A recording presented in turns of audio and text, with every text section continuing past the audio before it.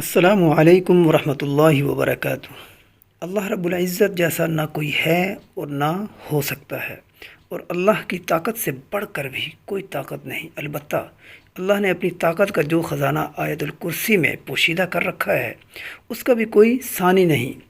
آیت الکرسی میں اس قدر طاقت ہے کہ دشمنوں کا دشمن یعنی ابلیس بھی اس بات کو جانتا مانتا اور اس حقیقت سے پوری طرح آگاہ ہے کہ آیت الکرسی سے بڑھ کر کوئی پاورفل عمل نہیں ہے۔ بخاری شریف کی ایک روایت ہے جس کا مفہوم بیان کر رہا ہوں کہ ایک دفعہ رسول اللہ صلی اللہ علیہ وسلم نے ابو ہریرہ رضی اللہ تعالیٰ عنہ کو بلا کر فرمایا، دیکھو میں نے یہ گودام بنایا ہے جو ہر قسم کے اناج سے بھرا پڑا ہے۔ حضرت ابو ہریرہ رضی اللہ تعالیٰ عنہ نے دریافت فرمایا، اے اللہ کے نبی مجھے کیا کرنا ہوگا؟ آپ صلی اللہ علیہ وسلم نے فرمایا، تمہیں اس گودام کا چوکیدار بنا رہا ہوں، پوری رات نگرانی کرنی ہوگی۔ ابو ہریرہ رضی اللہ تعالیٰ عنہ نے آپ صلی اللہ علیہ وسلم کو یقین دلایا کہ وہ اچھے سے رات اس گودام کی نگرانی کریں گے۔ رات کو ابو ہریرہ رضی اللہ تعالیٰ عنہ گودام کی طرف جاتے اکلوتے راستے پر کبھی تلاوت کلام پاک میں تو کبھی نماز میں مشغول ہو جاتے، اور اسی اثناء میں ابو ہریرہ نے محسوس کیا کہ گودام سے کچھ آوازیں آ رہی ہیں، جیسے گودام میں کوئی موجود ہے۔ اس بات کی تصدیق کے لیے وہ چراغ ہاتھ میں تھامے گودام میں داخل ہوئے تو کیا دیکھتے ہیں کہ ایک بوڑھا شخص اناج اکٹھا کرنے میں مصروف ہے۔ آپ رضی اللہ تعالیٰ عنہ بہت حیران ہوئے کہ گودام کو ایک ہی راستہ جاتا ہے اور اس راستے پر میں پورے ہوش و حواس کے ساتھ موجود تھا، پھر یہ شخص اندر کیسے داخل ہوا؟ آپ رضی اللہ تعالیٰ عنہ نے سختی سے پوچھا، تم یہاں کیا کر رہے ہو اور اندر کیسے داخل ہوئے ہو؟ وہ آپ رضی اللہ تعالیٰ عنہ کی بات سنی انسنی کرتے ہوئے بولا، میں آپ کو پہچانتا ہوں، آپ ابو ہریرہ ہیں۔ آپ رضی اللہ تعالیٰ عنہ نے فرمایا، پہچاننے کا مطلب یہ ہوا کہ تم اناج چوری کرنے پر جرت کر بیٹھو؟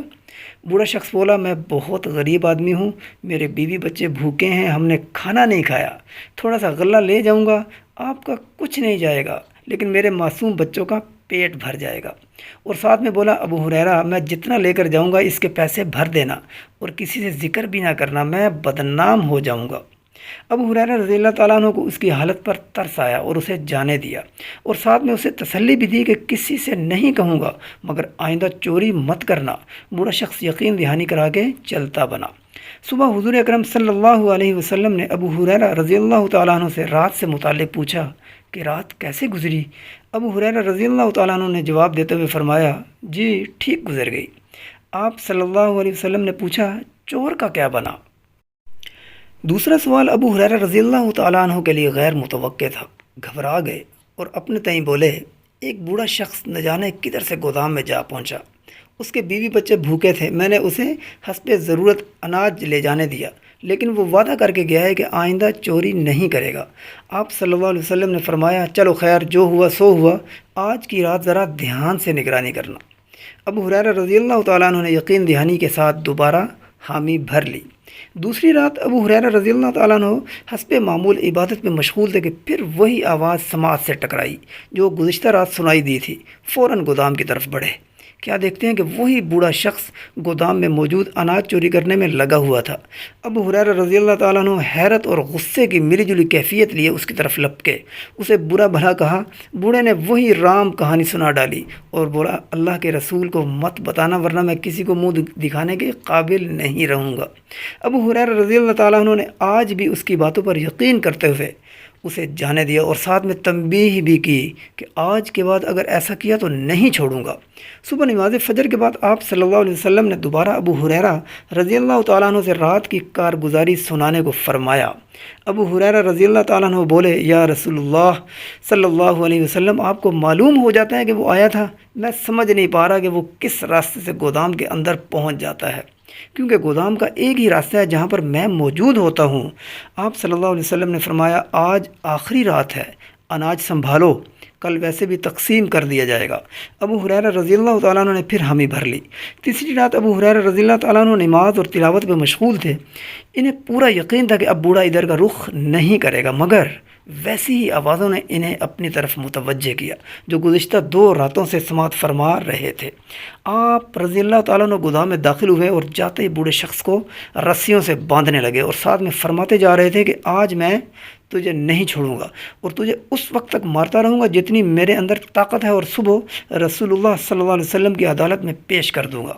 بوڑھے شخص نے تمام تر منت سماجت کر ڈالی مگر بے سود۔ بالآخر بولا، اگر میں آپ کو ایک علم کی بات بتاؤں، قرآن و حدیث کی روشنی میں بتاؤں گا تو کیا مجھے آزاد کر دو گے؟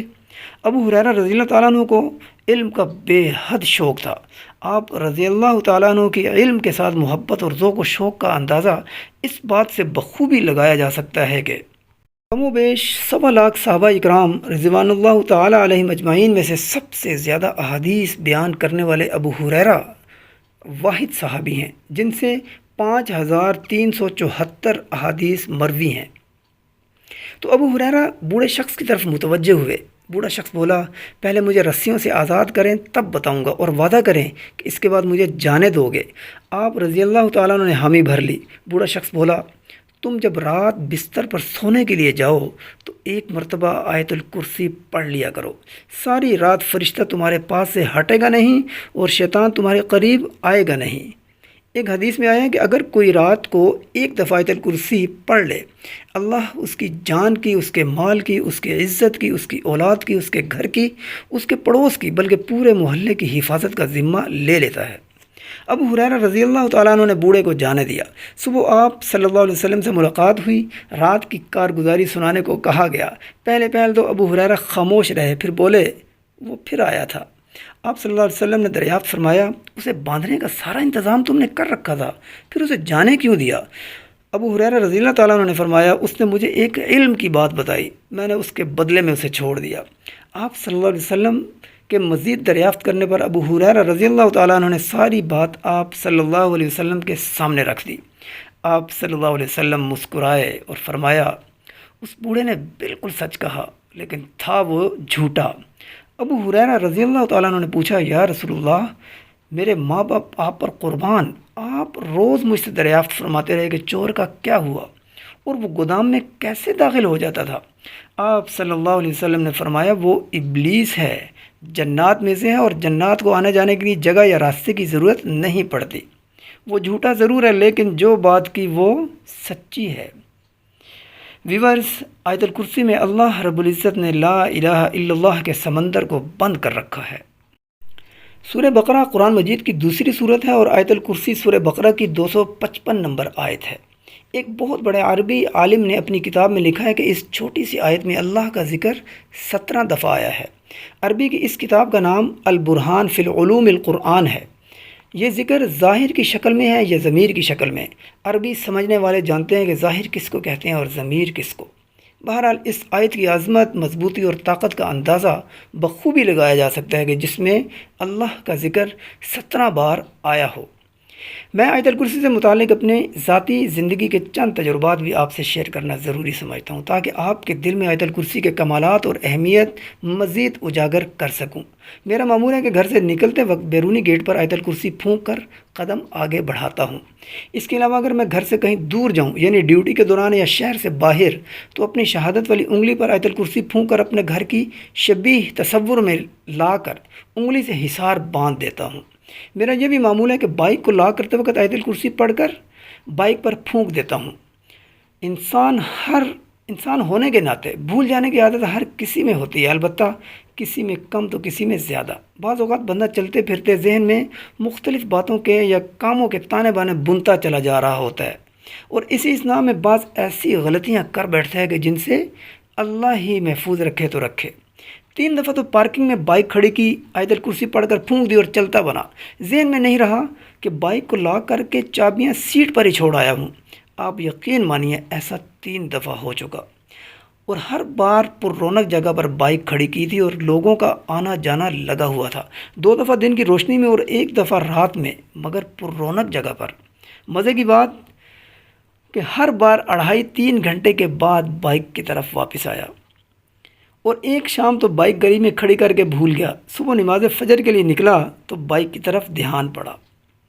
ایک بات ضرور ہے کہ ان واقعات سے میرا آیت الکرسی پر یقین اور بھروسہ مزید پختہ ہو گیا۔ آیت الکرسی پر بھروسہ کرنا گویا اللہ کی ذات عالی پر بھروسہ کرنا ہے۔ جان لیجیے کہ وہ ذات کبھی بھی کسی سے غافل نہیں رہتی، سب کچھ اسی کے قبضہ قدرت میں ہے۔